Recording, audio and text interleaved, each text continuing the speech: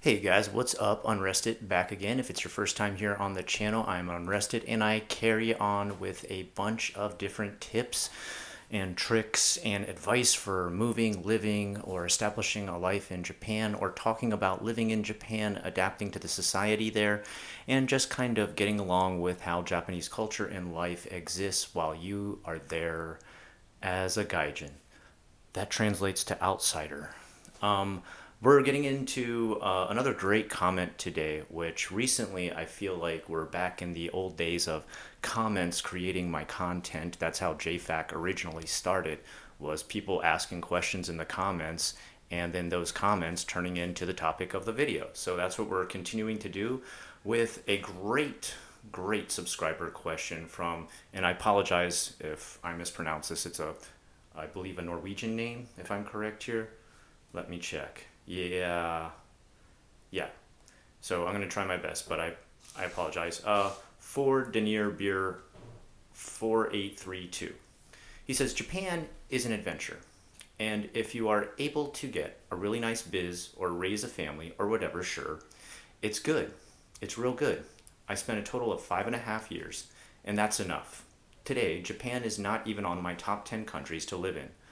Unfortunately, let me illustrate why. And this is specific to my situation with online jobs. Japan, 30 to 40% income tax, affordable, but visa. Yikes. Good luck. No easy visas available to independent freelancers. True. Georgia, and when he says Georgia, he doesn't mean Georgia next to Florida here in America. He means the country Georgia, next to Armenia. 1% income tax, affordable visa, automatic 360 days on arrival, with work rights for Americans, Norwegians, and many other nationalities. Japan would likely be something like 50th place for ease of immigration. Definitely true. I can understand why he's saying that. I just dealt with losing my permanent residency visa and having to switch to a marriage visa because of how things were worded on the visa rules.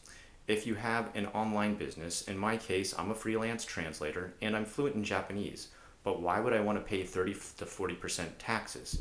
If I want to pay that much, I can just return to Norway. So, I don't know. I might as well just experience Japan online if I want to, and I can also visit Japan 182 days per year safely without risking my taxes. I'm 41, by the way, and I've been on some adventures, sure. You could build a wonderful life in Japan, but there may be more effective ways of succeeding in the future, since after all, English teaching jobs aren't really all that. And we'll talk about that later. He's very right about that. I've seen people move on to teaching at uni, so at least they probably earn a bit more. As a freelancer working about 40 hours a week, I can earn the equivalent to 15 million yen, Japan, yen, that is, per year. That's impossible to earn as a teacher in Japan. Very true. And like I said, we'll talk about that. I'm just bored of people. I've met enough of them. But we'll see. Maybe some Asian adventures will come later. Might even move to Kuala Lumpur, Malaysia, and use that as a base, as long as it makes sense. Since I'm 41, I've got a 19-year-old and I'm 60 years old. Wait, let me read that part again. Since I'm 41, I've got 19 years. Oh, sorry, I thought he said I have a 19-year-old kid. I was like, wow, okay. Since I'm 41, I've got 19 years until I'm 60. All right, so I responded to this because I thought it was good. I also told him I was going to use it in the video, so thank you again for this comment. Yeah, after I hit 40, this is my response, it got a little more gray. And when I'm saying gray, I just mean like the experience of Japan feels a little more gray because you're kind of like at 40 years old, and if you're not there yet, maybe you'll feel it when you get there.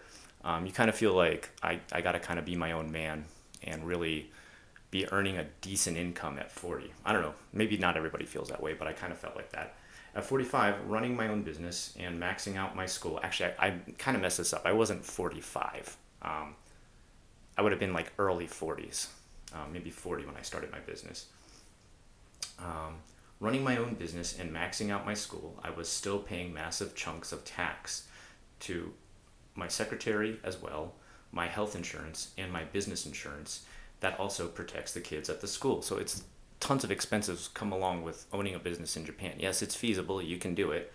And I thought this would be the way I would rise above the very low pay that I was getting as an English teacher.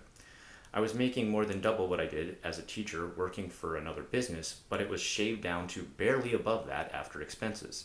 As a teacher in America, I can get any license in any subject, so I finally got to choose art, my true passion. So, like in Japan, you're not going to get a teacher's license unless you have like fluent Japanese, have Japanese citizenship, go through college in Japan to get the license properly.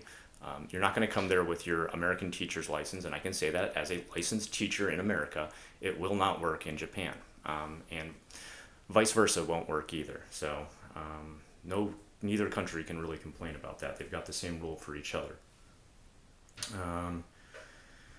I still have my PR visa, which I messed up saying that. I actually have a spousal visa. I forgot. I will have a PR visa again one day. And my house in Japan under my wife's name. And now she can get a tax break since we are in separate countries. And I can here in America as well because we're both kind of almost registered as single parents. Well, obviously, we're still married, but we're registered as single parents since we're one person with one dependent in both countries. So we get a bit of a tax break in both countries. It sucks to live apart for 8 months, but after I get to come over during the summer and return to my own house. I don't have to pay a hotel or rent, or a single paycheck from my job here allows me to buy whatever I want. So I'm saying, like, I don't have all these extra expenses and stuff when I come there. We own our house outright in Japan, so there's not new bills coming in. And we, can just chill out during the summer. I can just enjoy hanging out with my wife there full time. I don't have any job duties going on. I'm not, spending the whole week teaching. And because there's no summer break. There's no summer break in Japan. Like, school just keeps going. You get like a week or two here or there, but you never get like a full 2 months break like you do in America, which is wonderful. And I'm still getting paid during that time. Another nice aspect of being a teacher in America. I'm getting paid during that 2 months off, and I'm also getting paid almost at this point like 4 to 5 times as much as I was getting paid in Japan. Let me get back into this. Sorry. It sucks to live apart for 8 months, but after that, I didn't put a good comma here. Bad grammar, Scott. After that, I get to return to my own house. I don't have to pay for a hotel or rent. I can use a single paycheck from my job in America, and it allows me to buy whatever I want while I'm here because all my money nearly doubles. Yeah, so like bringing, one paycheck there is like bringing two of my paychecks in Japan. I literally can eat out every day and buy silly collectibles and stuff I could never afford while working in Japan. How insane has it become? I'm just saying, like, that's crazy that, like, while I worked in Japan and the stuff was cheaper, it's still cheaper to buy, like, any collectibles, obviously, you want for anime, manga, stuff like that. You're still making so little that it's not really cheaper for you. But if you come there with an American salary and your money doubles when you go over there, you don't feel so bad about spending that salary on silly little collectibles. In fact, if you don't mind, I want to use this for my next vid on why it's not a great idea to go to Japan to teach English right now. So yeah, that's quite a bit. Like, I always still get flooded, absolutely flooded. I mean, it's my number one thing. People ask, should I go to Japan to teach English? And from 2007, probably all the way up to before 2020, I'd be like, yeah, of course, like, go for the dream and stuff. Even people who were like in their late 30s and stuff like that who would ask me, I would say, yeah, definitely, just go for it. Like, if it's always been your dream, do it. These days, I wouldn't advise that so much. These days, you've still got the 2007 salary that you're getting paid, which is $1,500 to $2,000 max, and that's pretty good pay for an English teacher at an Akaiwa English Conversation School, or ALT, which is an even worse gig. Some of those jobs just pay horrendously and make you work at like 30 different schools where you're just running around all day.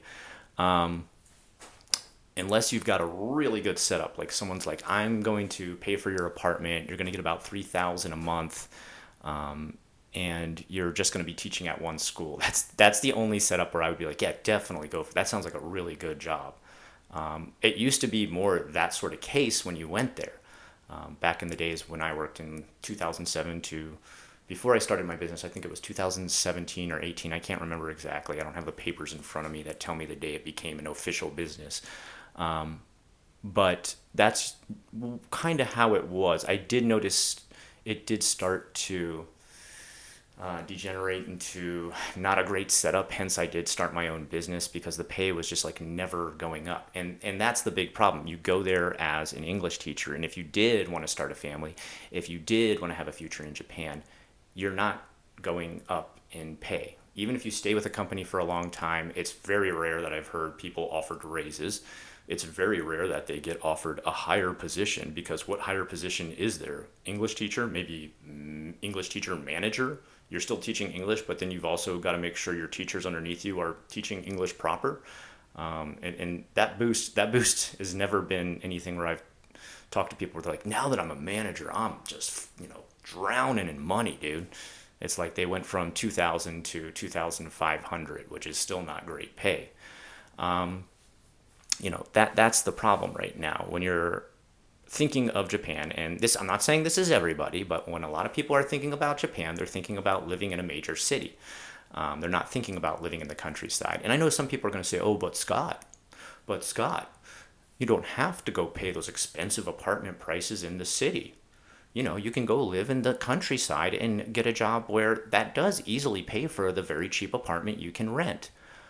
Okay, but where's the jobs then? Where's the great jobs in the countryside? There's not a lot of great English teaching jobs in the countryside. So either you get a crappy paying job in the city that can barely afford to pay for extremely high prices of apartments. And when I say extremely high, I mean they're not high compared to American, prices. American prices are outrageous. But if your apartment is 1,000 or 1,200 a month and you only get paid 2,000, that's a rough go when you're only getting paid one time. I'm not talking twice a month, $2,000. I'm talking at the end of the month. And a lot of jobs in Japan, they only pay you one time a month. They hold on to that check till the very end. That's a rough go when you've only got $800 left over. And some people are like, oh, I don't understand how you can't just live on $800. Food isn't super expensive there. Okay, you don't have internet? What? You don't have utility bills? You don't have a phone? You don't have a decent plan on your phone? Transportation? Food? Maybe you want to do something more than just sit at your house? What if something breaks, like your computer, and you need to buy a new one? Good luck with that, trying to save enough to buy another computer in Japan. Yeah, sure, you can do it on a shoestring budget. You can do it if you want to live like that post poor college kid life who's barely started their career. And for those type of people, go for it, live the adventure. You've got no responsibilities right now as far as like taking care of children, a spouse, paying. I don't know, maybe you have student loans though. If you have student loans, you're screwed. You're not going to be paying your student loans on the amount of money you get out there. If you don't have student loans and you're coming over to Japan, and you're just fresh out of college, then yeah, go for it. Live that sort of vagabond lifestyle, that sort of transient jumping from job to job to find out what you can do best, or working one job while you spend your private time or weekends teaching private lessons to make enough to survive. You could even do a self-sponsored visa on that. You don't have to worry about a work visa, but that's going to be a lot of work. Be ready to do a lot of work and be ready to follow a lot of rules at a lot of the schools that you're working at, or even the Akaiwas, the English conversation schools, which are like McDonald's for English, right? They've got all the same rules that you got to follow, and the pay is very bad. See, one of the great things about America, and some people are going to be like, this isn't great, that's not good. The lower the pay, the less they worry about you following the rules, because they're like, you don't get paid enough really for us to get really, really intense about being like, yeah, but are you doing this? But yeah, are you doing this? Because, we're paying you. And in Japan, that doesn't matter. You could be working the lowest level job ever, and they want to see you work that hardcore work ethic. All right. And if that includes things like staying later hours, especially at a place like an international school, sometimes where you're working at a junior high school, they might expect you to do that. I had one job where I worked where even after my pay cut off for the day, they're like, okay, can you stay around for a teacher's meeting? And I'm like, what? So it wasn't even in my contract or anything like that. I had to pick my son up. I was like, my son is at the daycare right now, and I took this job, and every half hour I leave him there, no joke, is another 1,000 yen added on to the day. They do not joke around with you not picking your kid up on time. They start charging you by the 30 minutes. So I was like, here's my situation. And they're like, oh, sorry, like the third party contractor never told us anything about that. I'm like, okay, I mean, you can talk to my wife about it. And they're like, no, it's good. It's cool. It's cool. It's cool. Go ahead. Just go pick it. And like after that, everything was cool because none of the male teachers there wanted to listen to my wife tell them, look, he's the dude who picks up the kids. I don't think they wanted to get into that. So they were just kind of like, oh, yeah, that makes sense. Okay, I guess just work only 8 hours a day. I wasn't working the full 12 hours that they were, and I wasn't really willing to either because I got paid crap at that job. That job literally only paid like $900 a month. It was total crap. I did have to have a second job on the side, but that was okay because at that time I was doing the main like kind of daddy daycare, sort of taking care of the kids full time. I was kind of the house husband, working two jobs, but also taking care of the house, picking up the kids, dropping off the kids. And my wife was the breadwinner for that time. She works in the medical field, so it was more important that she had more hours at the job than I did. So I was still working 40 hours a week. She was working more because that's Japan. That's how Japan works. So if you're ready for that lifestyle, or you're ready to sort of live on the edge of what you can afford, or you're just on the adventure journey of your life, the adventure phase, the explore the world saga post college, I think it's okay. I wouldn't really steer you away from trying out like a work visa and spending a year in Japan. But if you are getting close to middle age, if you are dreaming of Japan, of being your long-term future, unless the economy there suddenly stops bottoming out, or suddenly takes a turn for the better, or tax stops climbing higher and higher and adding on new and more brand new ridiculous fees like nature preservation tax that has been added on to our city tax right now, when we live in the middle of like playgrounds that look like they're from Terminator 2 when the nuclear bomb hits. You know, it isn't worth it. It isn't worth it. I wouldn't say it's worth it unless you really want to struggle. Or, I mean, maybe you're married to someone who's got like a great career in Japan already. Or maybe you are doing one of the, overseas jet programs. But we're only talking teaching here.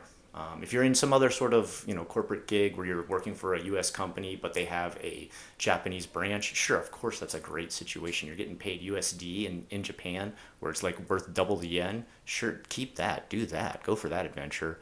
I have a lot of people who write to me about starting a business in Japan. Man, you better really do your research. I could do a separate video on how crazy that can be, because I did start a business there. I did have my own little business running for a while as an Akaiwa. I ran it for 5 years, and unless you've got something you really know is selling like hotcakes out there, or you have already market tested, I would not advise that. If you think of opening a bar there, a restaurant there, you can do it. I'm not gonna be the dream crusher, okay, but I'm not gonna say, yeah, that's a great idea. I'm not gonna lie to you and be like, oh, dude, yeah, that'd be awesome. You're gonna have it easy. No, you are going to struggle.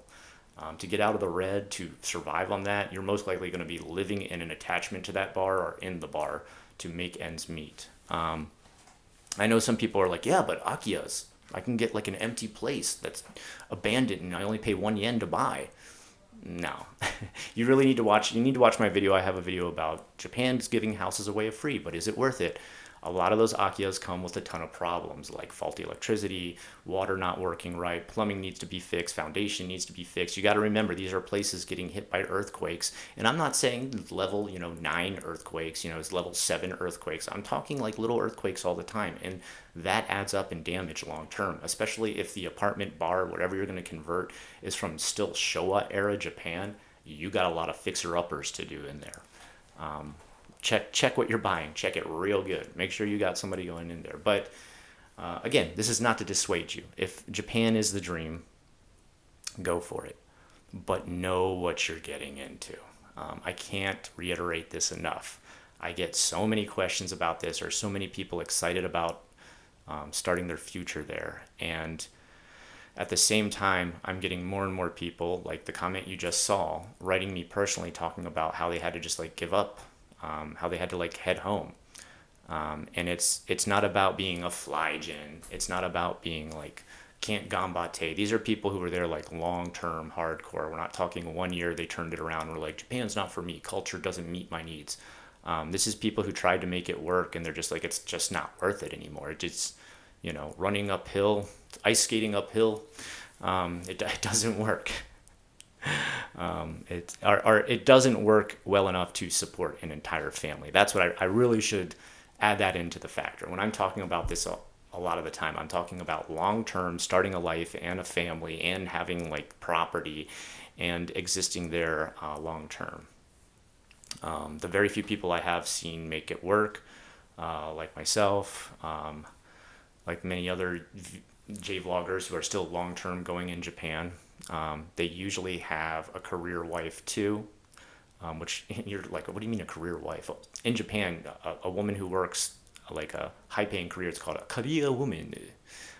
So that they still kind of see that as odd, that the woman wouldn't be a housewife and would try to forge a well paid pathway in the household. So those usually it works out fine. You've got a balanced amount of money coming in, but just trying to be the single support unit, really research what you're doing. Think about it before you do it. If you got any questions about this today, of course, leave them in the comments down below. If you liked what you saw here today, a subscription would be highly appreciated. A like, a comment, even just for the algorithm saying hi. If you made it to the end of the video, say Japan Champ in the video in the comments down below. I want to give a massive thank you to all the members. I used to say every member's name on here, but now we're up to 80 plus members. That would take like a whole video, like extra 5 to 10 minutes added onto the video. I don't think anyone wants to sit through that, even the people who are members. But very, very big thanks to all of you. It's $1.90 a month. You get one extra video every single week, which adds up to 4 videos that are about the same length as this. So you're looking at an extra hour of content every single month for $1.90. Anything is always appreciated. Guys are going to be streaming tonight. Tonight is usually my TTRPG time. Sorry, my cat's like batting the microphone with his tail. But tonight we're not doing that. Tonight we're just open mic, open questions, ask me anything. This is when you can jump on and start a conversation with me in public about anything. Maybe you don't like something I said in the video. That's okay. Come tell me. Maybe you have a question about moving to Japan. That's okay. Come tell me. There's no stupid questions. Even if you've seen it asked before in a prior video, come on, let's talk about it. It's totally fine. I welcome anyone, everyone, all backgrounds, every situation. Even if you are like, I've got a family of 5 and I want to move to Japan and be an English teacher or open my own bar or restaurant. Let's come on and let's talk about what a bad idea that is. Anyway, until next time, I've been Unrested, and I hope you have a great rest of the day.